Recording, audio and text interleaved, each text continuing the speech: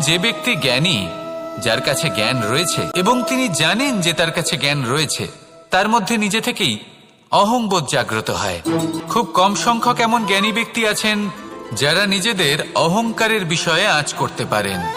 প্রকৃত জ্ঞানী হলেন তিনি, যিনি নিজের জ্ঞানের সদ্ব্যবহার করে অহংকারকে দূর করেন। উচিত সময়ে বুঝে যান, নিজের অন্তর যাচাই করে এই বিষয়টা দেখেন যে তার অন্তরে অহংবোধ জাগ্রত হচ্ছে এবং নিজেকে সেখানেই থামিয়ে দেন, যাতে অহংকারের পথে তিনি অগ্রসর না হয়ে যান।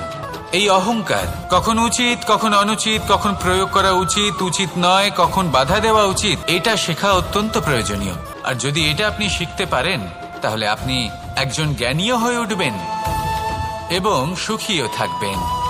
তাই মনে রাখবেন, এই জ্ঞান নিয়ে কখনোই অহংকার করবেন না, বরং সবসময় নিজের অহংবোধের বিষয়ে প্রকৃত ধারণা রাখবেন। আসুন